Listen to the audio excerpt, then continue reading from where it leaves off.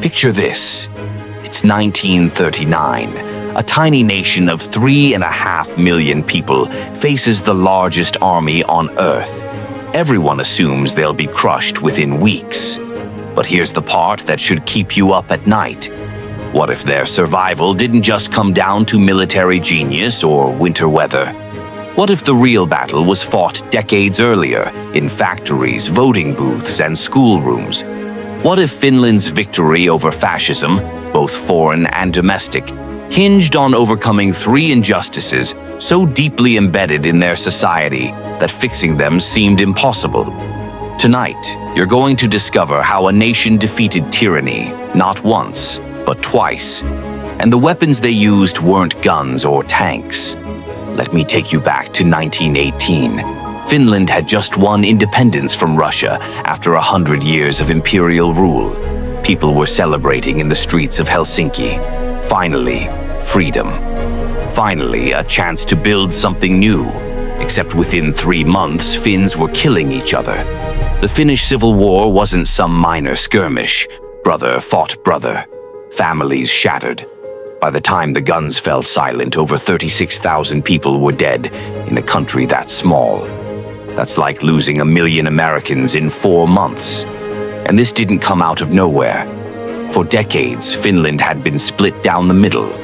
On one side were landowners, industrialists, and a Swedish-speaking elite who had run the country for centuries. On the other were landless workers, tenant farmers, and people who couldn't even vote until 1906. By 1910, just 3% of Finns owned half the nation's wealth. Industrial workers in Helsinki and Tampere lived in conditions that would make you sick. Families of 7 crammed into one room, tuberculosis everywhere, 14-hour workdays, 7 days a week. Imagine working yourself to exhaustion, watching your children go hungry, while the factory owner's kids learn French and piano in a mansion you helped build. How long before that anger turns into something darker? When the whites won the Civil War, they didn't extend an olive branch. 12,000 Reds died in prison camps, not from bullets, but from hunger and disease. The bitterness never faded. Through the 1920s and into the 1930s, the divide poisoned everything. Former Reds were locked out of jobs. Their children were discriminated against in schools. Right-wing militias kidnapped left-wing politicians and dumped them at the Soviet border. Finland was a democracy on paper, but the hatred from 1918 was still raw. And when Hitler rose to power, many Finnish conservatives looked at Nazi Germany and thought maybe fascism had the answer. The patriotic people's movement didn't hide what they were. Swastikas at rallies, Mein Kampf circulating openly, admiration for Hitler's solution to class conflict. They had real backing: business leaders, military officers, clergy, people who saw fascism as protection against another Red uprising. By the mid-1930s, Finland was a nation still bleeding from civil war, divided by wealth, with extremism rising at home and the largest army in the world watching from across the border. Most countries in that position collapsed. Finland didn't. Let me introduce you to people who rarely make it into history books. Kyösti Kallio, President of Finland, a former farmer. Not a charismatic strongman, not a general. What made him extraordinary was simple. He remembered what hatred had cost. Kallio, Prime Minister Risto Ryti, and a coalition of social democrats and centrists made a choice that enraged hardliners. They chose healing over revenge. Between 1937 and 1939, just before war broke out, Finland passed some of the most progressive reforms in Europe. Not speeches, real change. They broke up large estates and gave land to tenant farmers, expanded social welfare with sick pay, accident insurance, and support for widows and orphans, guaranteed labor rights, and enforced the 8-hour workday. And here's why it mattered. When the Soviet Union invaded in November 1939, Stalin expected Finland to collapse from the inside. He believed workers would revolt, that class hatred would finish what the Red Army started. He was so confident he set up a puppet government, assuming Finnish workers would welcome Soviet troops as liberators. They didn't, because now those workers owned land. They had rights. Their children had futures. When bombs fell on Helsinki, former Reds and Whites stood side by side, defending the same country. The Winter War lasted 105 days. The Soviet Union sent over 1 million soldiers. Finland had 300,000. On paper, Finland should have vanished in weeks. Instead, the nation held. There was no fifth column, no internal collapse. Social Democrats fought alongside conservatives. Former enemies shared foxholes. That doesn't happen in a divided society. And the domestic fascists? When war came, they expected power. They expected authoritarian rule. Instead, the government preserved democracy. Extremist leaders were sidelined, parliament continued to meet, and the rule of law survived the war. The Finnish fascist movement didn't die through mass arrests or violence. It died because it became irrelevant. When you remove the injustices that extremism feeds on, extremists lose their audience. All right, here's the second injustice, and this one's more subtle, but just as dangerous. For centuries, Finland had 2 languages, Finnish and Swedish, but they weren't equal. Swedish was the language of power, of education, of wealth. The Swedish-speaking minority, only about 10% of the population, controlled government, universities, and major businesses. If you wanted to get anywhere in life, you spoke Swedish. Finnish was the language of peasants, of farmers, of people who didn't matter. By the early 1900s, this was explosive. The Finnish-speaking majority began demanding equality. Language riots broke out in cities. Finnish-language newspapers published bitter attacks against the Swedish elite. Swedish speakers, meanwhile, feared losing their status and their identity. This kind of tension, language, ethnic resentment, has destroyed nations.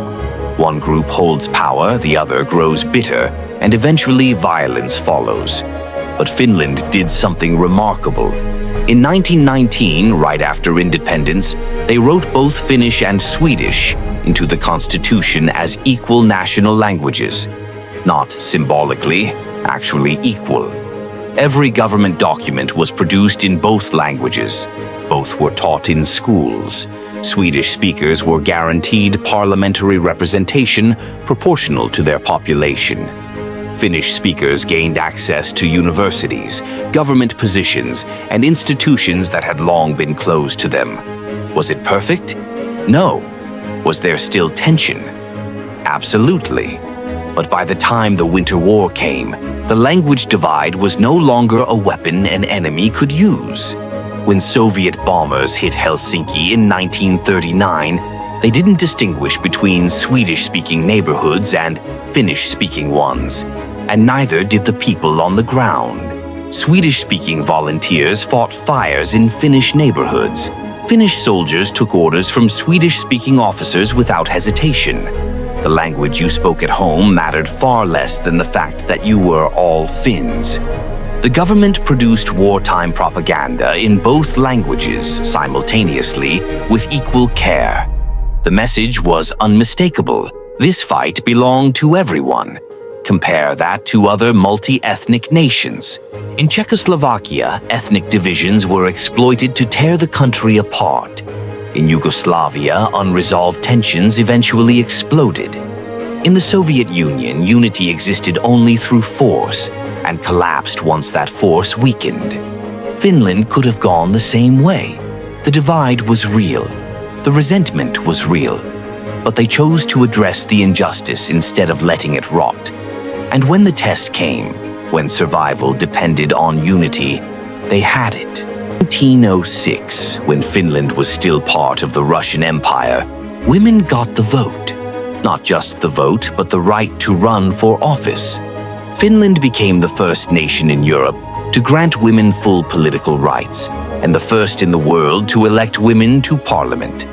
19 women took seats in 1907. This wasn't symbolic. Finnish women worked on farms, in factories, in offices, because the country was poor and every hand mattered. But power had always been out of reach. By granting political rights early, Finland made a critical investment in women's education. Girls' school attendance surged. Women entered professions closed to them elsewhere. By the 1930s, Finland had female doctors, lawyers, teachers, and business owners. And here's the simple truth. When you include half your population in civic life, you get stronger. More perspectives, more resilience, more solutions. When the Winter War began, over 100,000 Finnish women volunteered through the Lotta Svard organization. They ran field kitchens, drove ambulances, maintained communications, operated anti-aircraft systems, and worked in munitions factories. Without them, Finland's military effort would have collapsed. There weren't enough men to do everything. But because women were already educated, organized, and politically engaged, they could step in immediately. The Soviet Union talked about equality, but hadn't empowered women in the same way. When total war demanded total mobilization, Finland's early commitment to women's rights became a decisive advantage. And it didn't stop with the war. Women remained central to civic life afterward. More female parliamentarians, cabinet ministers, and university leaders. Today, Finland ranks among the most gender-equal nations on Earth. That didn't happen by accident.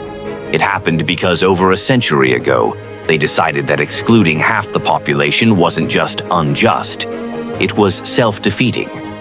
When veterans talk about why Finland survived, they don't usually mention women's suffrage. But it's there. In every field hospital, every communications post, every family that held together while the men were at the front. You can't build a strong nation on injustice. Finland learned that, and it saved them. So here's what happened. Finland faced the largest army on Earth and didn't break. They faced fascism, foreign and domestic, and rejected it. Not through miracles or superior firepower, but because they had already done the hard, unglamorous work of fixing their society. They healed the class divide that once tore them apart. They reconciled language groups that could have been weaponized. They empowered women while most of the world still shut them out. And here's why this matters right now. We live in a world fracturing along old lines: class resentment, ethnic tension, backlash against equality. In every society where those divisions deepen, extremism grows stronger and democracy grows weaker. Finland's story tells us something different. Democracies don't survive through luck or military strength alone. They survive when they're worth defending, when people from all backgrounds feel they have a stake, when injustice is confronted instead of ignored. That Finnish soldier standing in the snow, rifle on his shoulder, staring down the Soviet army, he wasn't just fighting for a flag. He was fighting for a Finland that had finally treated him fairly, that spoke his language, that gave him land to call his own, that gave his wife a voice. That's the secret.